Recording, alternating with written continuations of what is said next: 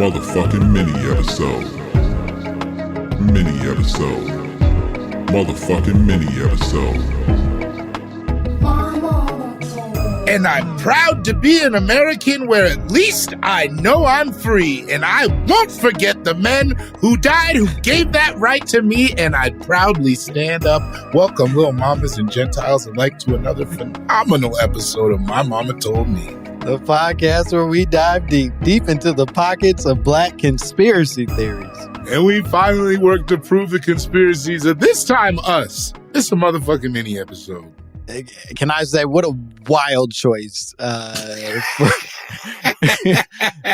how you plan to start today.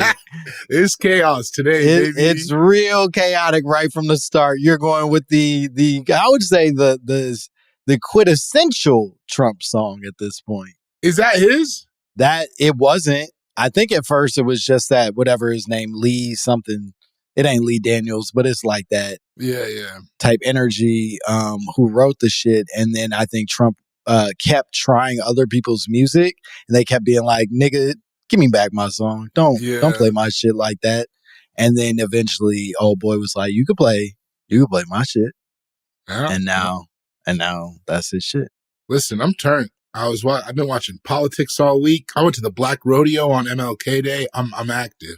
Whoa. Yeah. You're giving energy, and I know this not to be the case, but you are giving the energy of a man who won the election.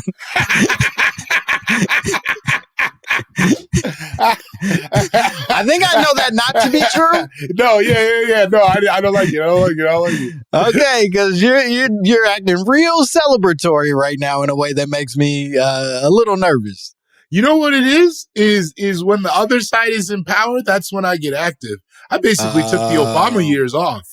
Oh, I hear you.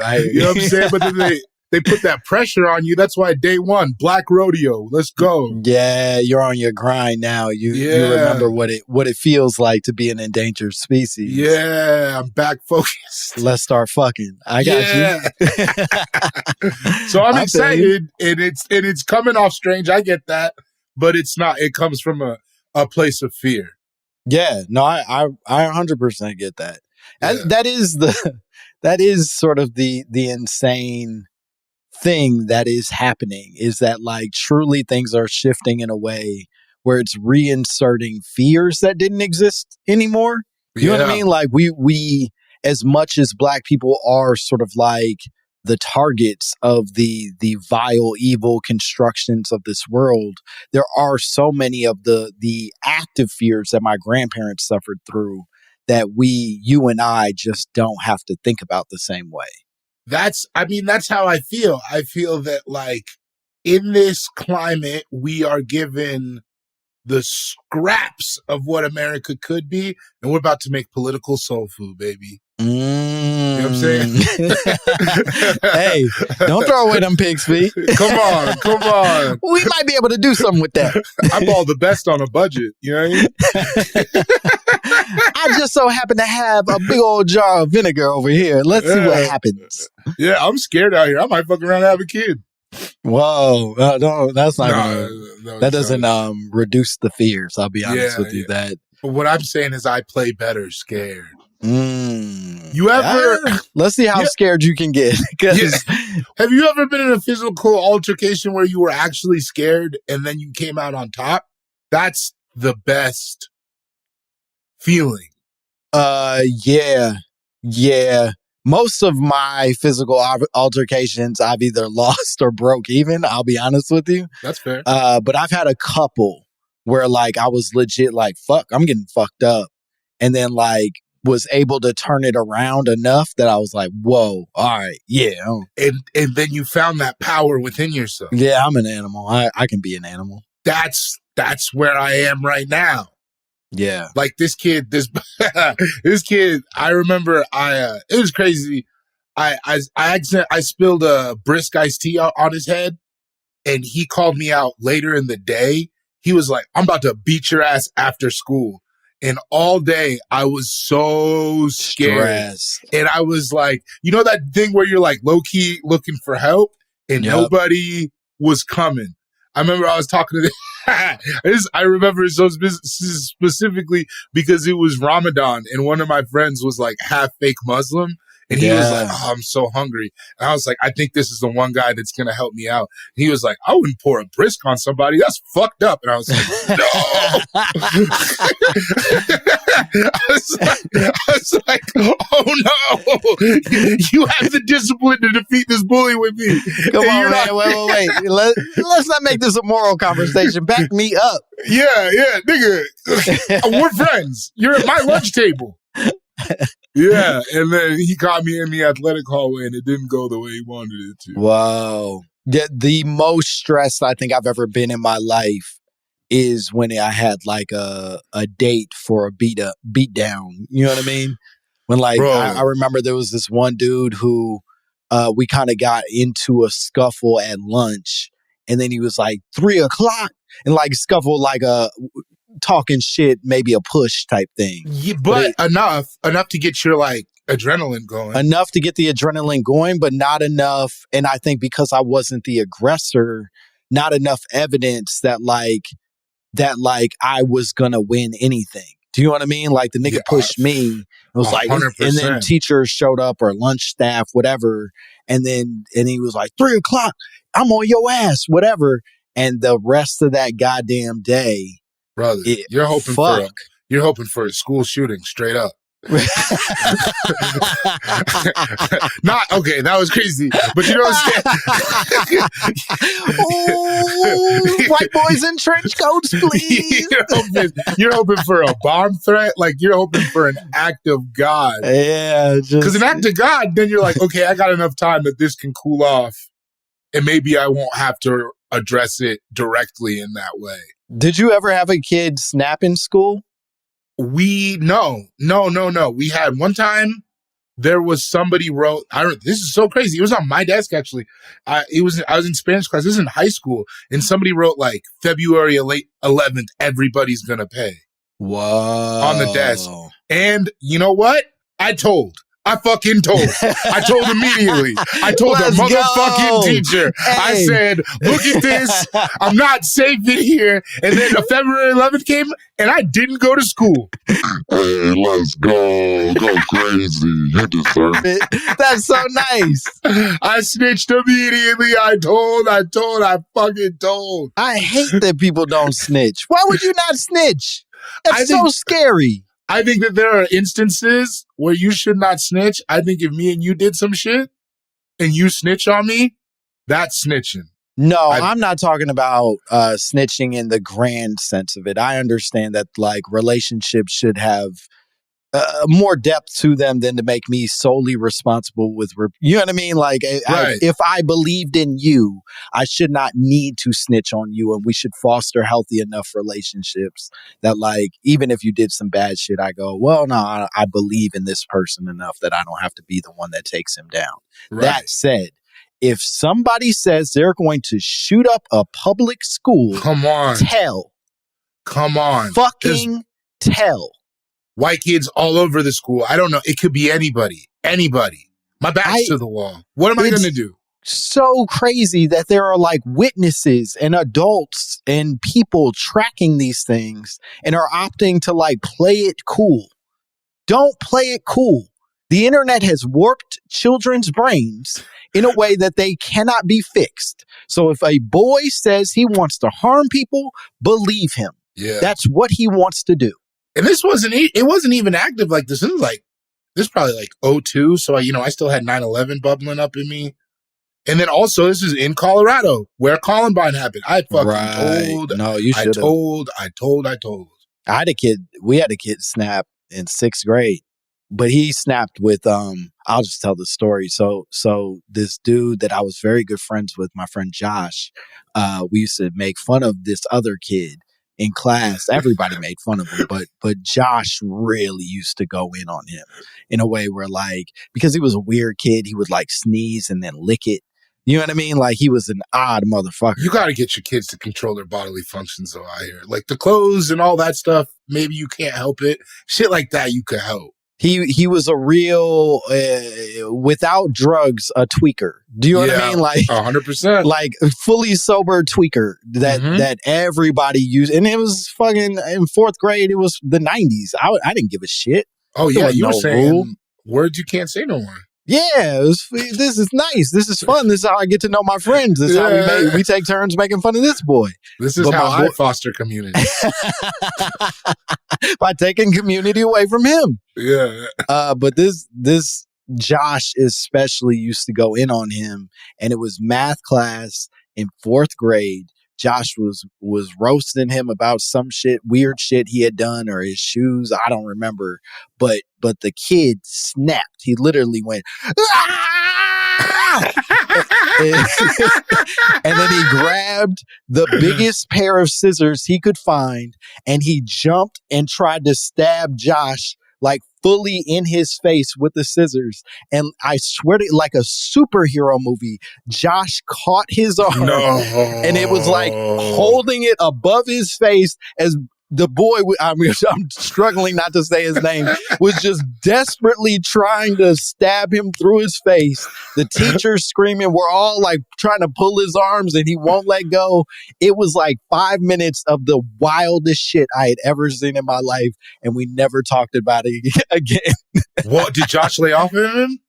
There was like a weird thing where the kid like got suspended for a week or whatever. But I think they suspended Josh too. And everybody was just like, hey, we don't do that no more. Yeah. Damn. That's amazing. It was wild because he came back. Okay. And this is going to make me sound crazy.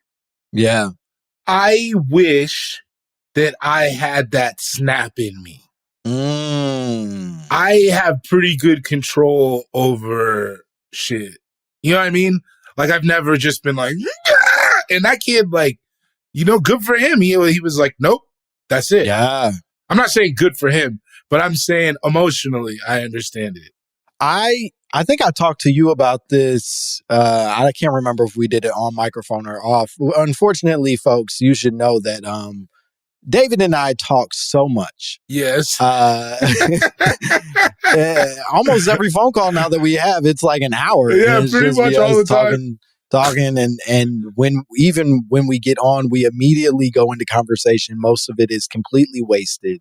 So many of the funny things that we say are completely unshared with you, and that's on us. But bro, yeah, man, we be killing even when y'all ain't around. I was just thinking that in the Portland show, right before we went out, I said maybe the funniest thing I said that month. I don't even remember what it was. I don't either, but I do remember crying, laughing in the back. We were crying, and then I was like, "There's no way I can beat." Now I gotta go. I spent it. I literally remember crying, laughing, and being like, "It's gonna be." I was optimistic. I was also high. I was like, "It's gonna be a good show if we're acting like this already." No, great. I know myself. I blew it. It was so good. It was something. You know what I mean? That's the problem with being funny. It's not like a skill. Like you can't. It's hard to focus it. It's hilarious when it's hilarious. Nah, the shit just pours out. Yeah. I'll say this, though, to the point of like the wishing you could snap. I told you that story about that dude who tried to stab me in Sacramento. I went for a run. It was like morning. It was like an appropriate run hour. I wasn't like, you know what I mean? I wasn't like being odd in any way. No dusk, no like weird chill in the air. Just a normal fucking run during a morning. And as I'm running, this swole ass crackhead popped around a corner and was like what looked like coming out of some sort of halfway house or like weird housing situation, came out and was just yelling like all kinds of weird gang shit at me, but was holding a very clear knife. And be like, "I'll stab you, motherfucker. I'll stab the fuck out of you," and like coming at me full like power in my direction. And my heart never changed. Do you know what I mean? Like I got it. That's what you said. You took it like right, like outside. You couldn't have even told, right? Yeah. Well, I was just like, "Hey, man, I don't want any problems.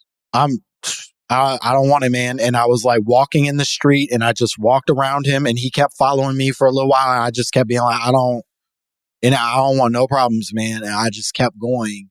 And it scares the fuck out of me that I didn't turn into an animal. Right.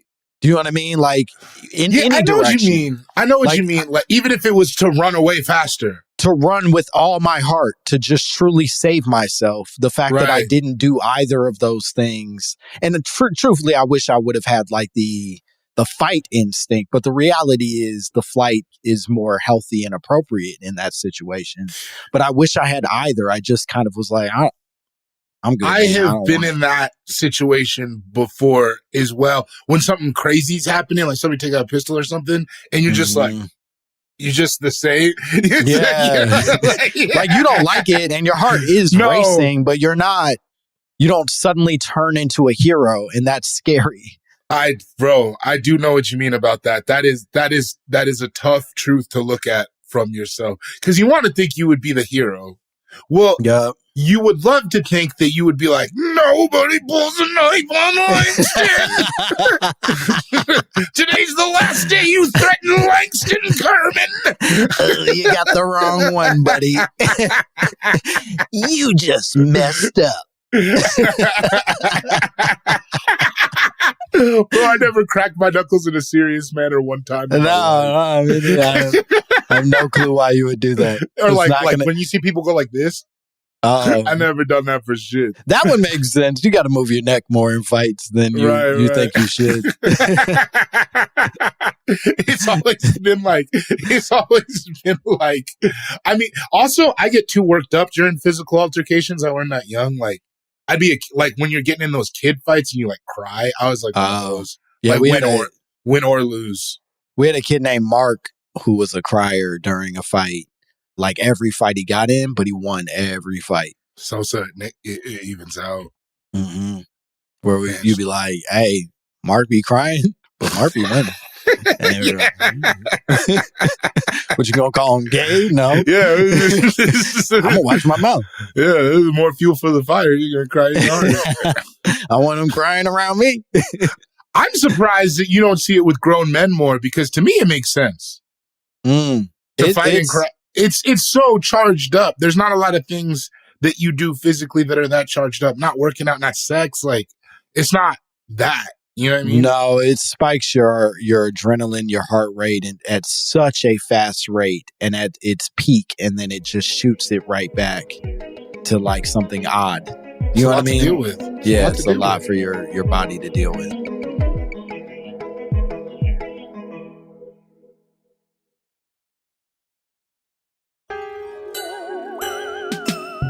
Should we watch you? Well, I'll let you set this up. I don't know how to just tell them what happened. Okay, so the other so I got my phone on black and white, right? So I've been like trying to look at my phone less, but every now and again I'm in the house and I relapse. I put my shit on color and I doom scroll for a little bit. Like, nobody's around, the dog's downstairs. As long as they work, I'm like, all right, man. You give yourself a little treat, a little of that Wizard of Oz after Dorothy's and exactly. So nobody's home. I'm treating my nose, and I go through my explore page, and we've talked about it on here ad nauseum. My shit nasty. My explore page is just truly vile. It's getting better, but it's bad. And I was scrolling, and I came across this video, and I watched it like 3 or 4 times. And it was so upsetting. Like, it was so jarring. There were so many things at play that I realized you were the only person I could send it to, because I have other people that I send nasty shit to. You know what I mean? We all have, or shit about, or butts or whatever. We all have that. This is so off-putting as a piece of media that, and this is a compliment, you are the only person unhinged enough to take it as it should be taken. Anybody else I send this to, it's some kind of a strange cry for help. Yeah.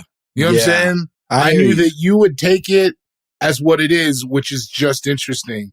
But it was like, I was like scared watching it. It's a lot. Let's just watch it. Let's watch it. Olivia's going to cue it up. You guys are going to have to see it. Trigger warning. Kinda. I don't know. I really don't know how to explain what this is. Oh, Daddy, you're hurting me. I'm your daddy. I'll tell Mom. Oh, no. Let me go. I'm your daddy and you're my son. Let me go. Say it. I'm your daddy and you're my Fuck, son. man. Promise never to leave me. I promise. Cross your heart and hope to die. Stop. Cross my heart and hope to die, okay? Okay. You almost broke my arm. Come on, Daddy, Marisha. You did this kidding, right? Daddy, promise.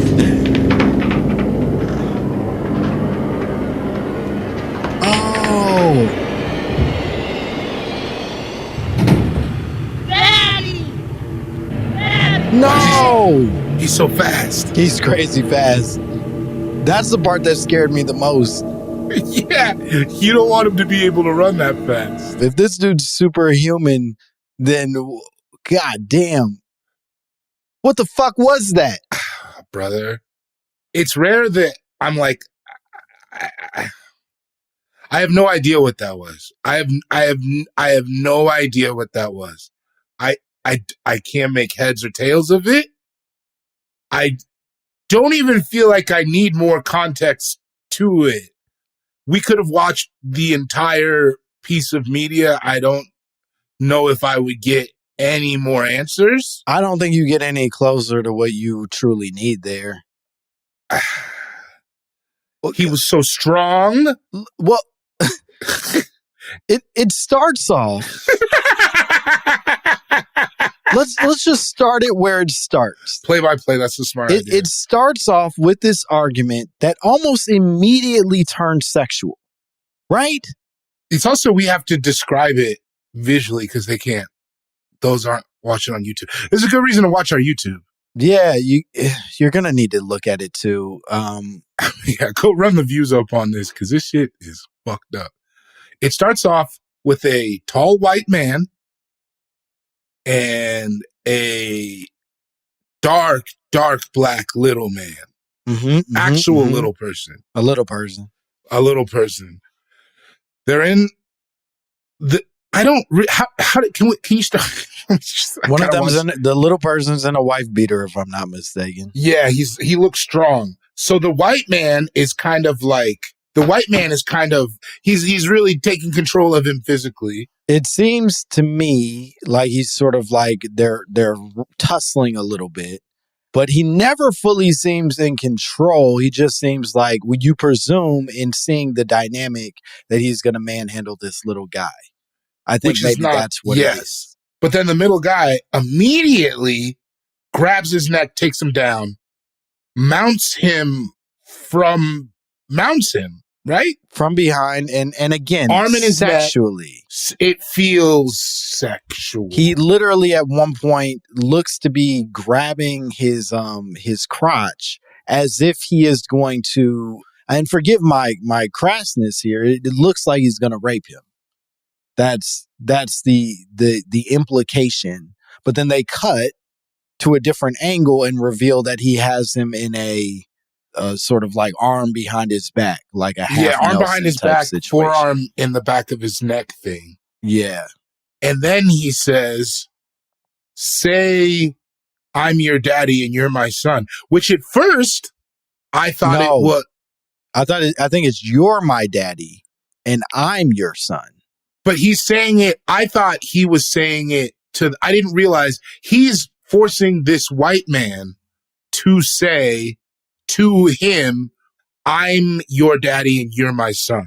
No, I think it's quite the opposite. He's saying, you are my daddy and I am your son. That's what I'm saying. But he wants the white man to say that he's the daddy. The white man is the daddy. He wants the white man we're in agreement. Yeah, okay. Yes. He wants the white man to say, I'm your daddy, but while he's on top. But son is mounting sexually his father and forcing it out of him. Yeah. And then they tussle like that for a while. White man does not want to say that. But then he does say it. Then he does say it because he's being physically bested by a strong, dark little man. Little fella, yeah. Little guy. He's young, though. He got the wife beater on. He's strong. He looks good. I'll say that about him.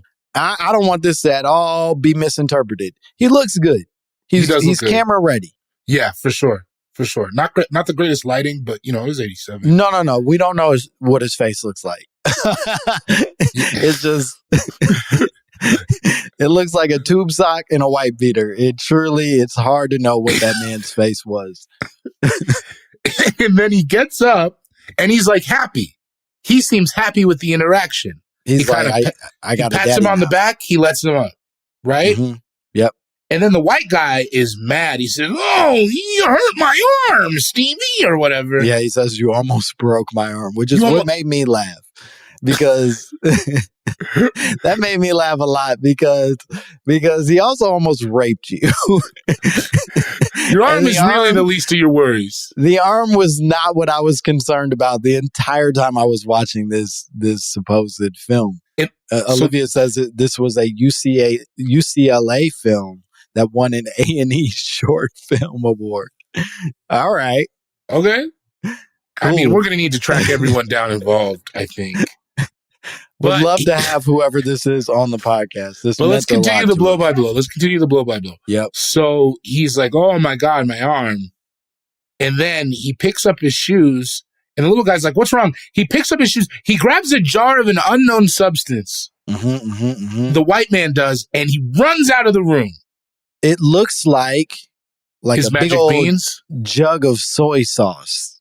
Like it's do you know what I mean? It's like a weird jar filled with something sort of like you can't quite place it, and it doesn't seem as if you're supposed to know what that is. I think maybe it was established earlier or something like that. Maybe, yeah. But he takes it and he runs down the hallway with this jar and his shoes. He gets in the elevator. Dark hallway.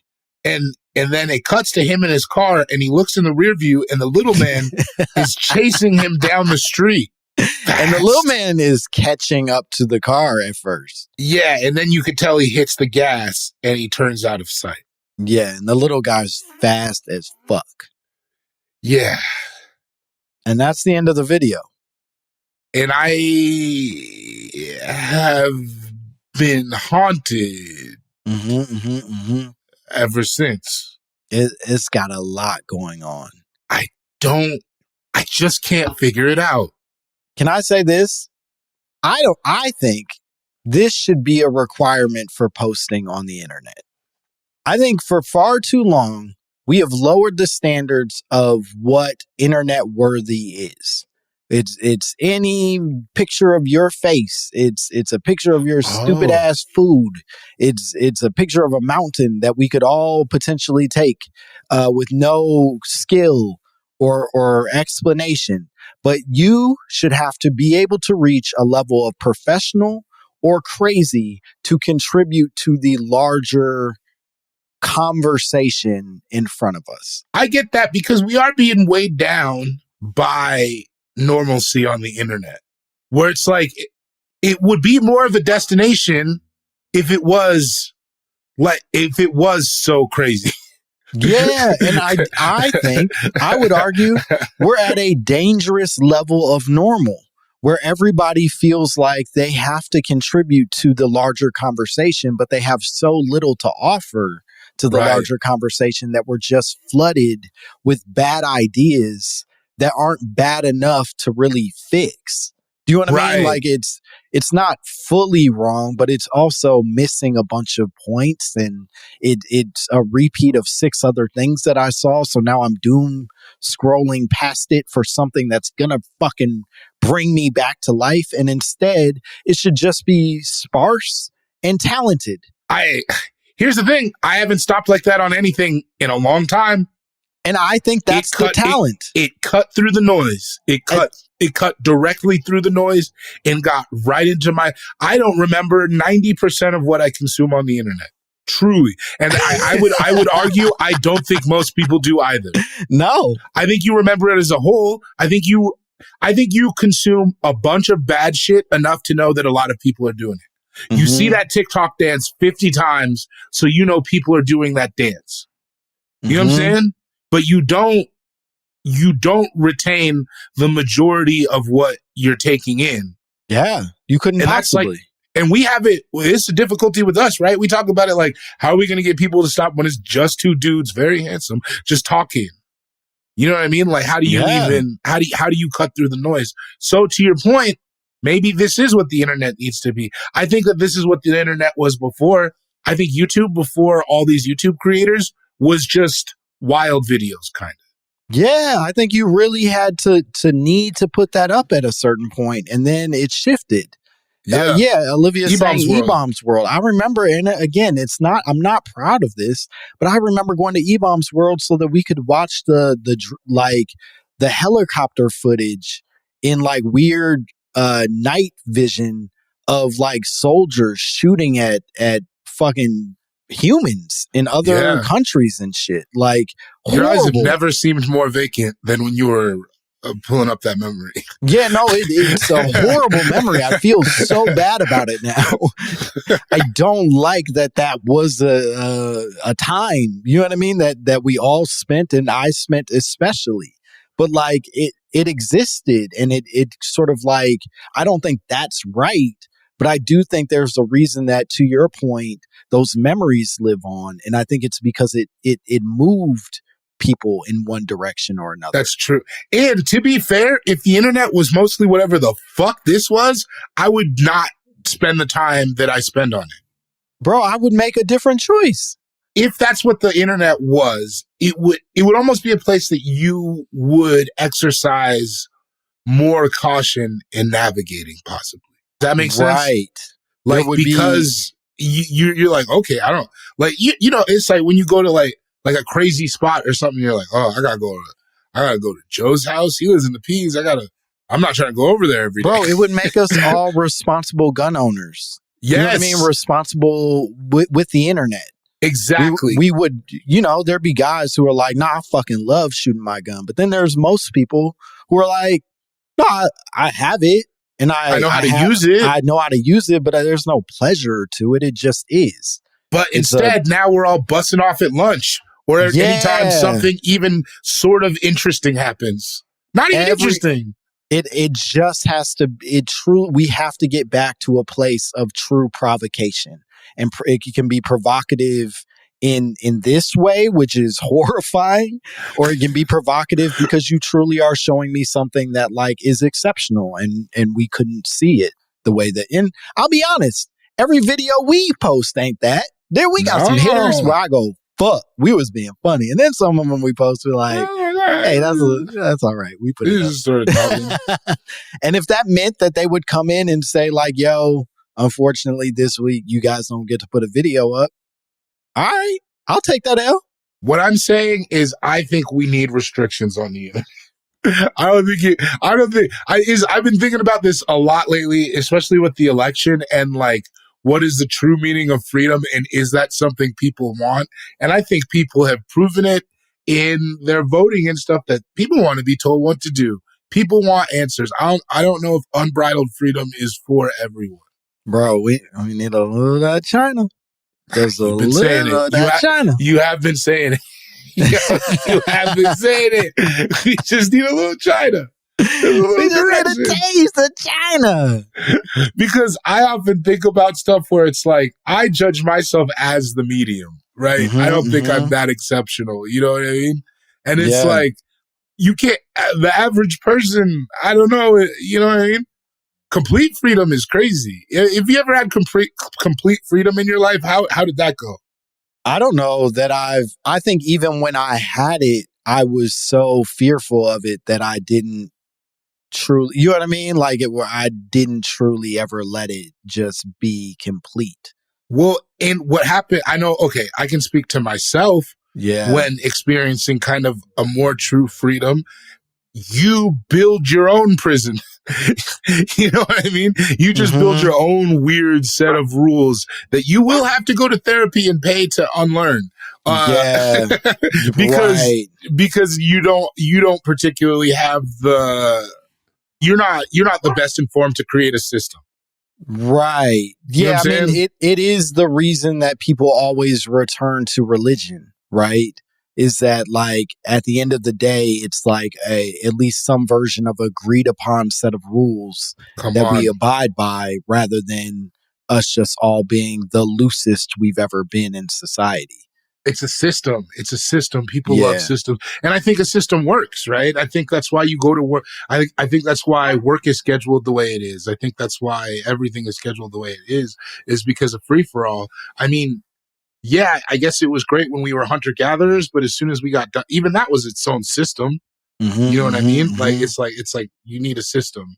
And without a system, we're just fucking on YouTube looking at, butts that can't possibly be real. Yeah, and even if they are, they ain't for you. You know what I mean? Like they're just not for It's you. not real And butt. you It's wouldn't, not real butt. you wasn't gonna be over there, and they weren't gonna be over here. And Exactly. Truly. what are you giving your life to? You know what I mean? Like it Yeah. truly, all of it, I think, calls to question what we are offering the world, and I believe we're in agreement that what's the name of this project? I don't know. An imitation of Chris. An imitation I of believe Chris. an imitation of Chris is the quality, the standard by which we should all be living. Whoa. I think God damn, you've done it again. I think this is it. I think you should wake up every day and you should say, how can I be the best imitation of Chris that I can be? Say you're my daddy. I'm your son. And I'm your son. I'm your son. And I'm your son. Whoa. You want to tell the people where they can find you? What cool shit you got going on? Cool Guy Jokes 87 on Instagram. Patreon.com/David Borey.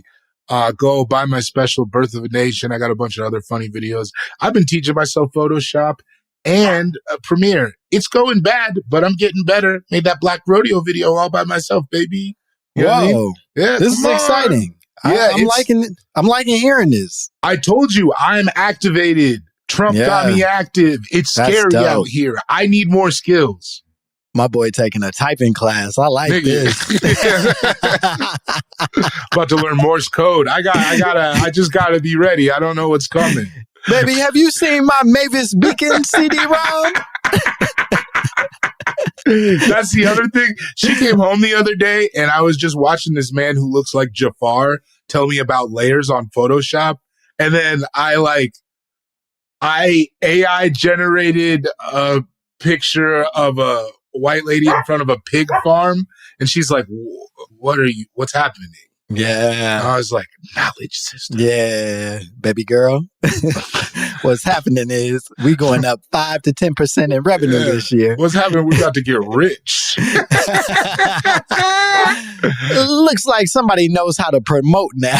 Yeah, I am making a flyer for this new tour. It's not going great, but I'm learning. It probably looks just okay, but that's what's up. That you're like because it's gonna be great when you're done. Because here's one thing I know about me artistically. I have good instincts. It's the application that's not great. Yeah, if I had the skills to make what's in my head, I would make the funniest, coolest flyers for every single show I've ever done. That's what I'm saying, Langston. It's like, if I could get it out, which is true artistic expression, but I just can't draw. I just can't do it. Everything looks like stick figures playing basketball. It's just not. I draw like I can't read. It sucks. But now I have the option, but it's a very complicated program and it'll be a while until I get good. No, you take your time because I'm excited to see what you can do on the other end. And I will be using you for my personal game once this skill is fully activated. Come on, let's go. I'm ready. Yeah. Not yet. No, I hear you. I'll keep testing them waters. Yeah. Where are you going to be? I'll tell you, I'll be at Langston Kerman on all social media platforms. February 22nd, I will be in Vancouver performing as part of the Just for Laughs Vancouver Festival, one night only in Vancouver. So come see me there. And then if you want to see me again in Vermont, I don't know why you would be in both Vermont and Vancouver, but that's your business. But I'll be there in March at the Vermont Comedy Club. I'm very excited about that. Send us your own drops, your own conspiracy theories. Leave us a voicemail at mymommapod@gmail.com, or you can call us at 844-LIL-MOMS. Right now, the voicemails are cutting off at 1 minute or 1.5 minutes, and we apologize for that. But in the interim, keep it tight, motherfucker.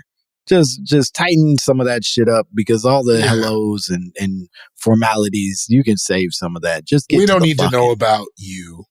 Get to the fucking. We don't need all that. But we are happy we're getting a lot of voicemails, and we really appreciate it. And we're going to be talking about a few of them soon. So send us the voicemails and buy the merch. Yeah. Like, subscribe, review, rate, receive, and be active. Bye, bitch. Motherfucking mini episode. Mini episode. Motherfucking mini episode. Motherfucking mini episode. Mini episode. Motherfucking mini episode.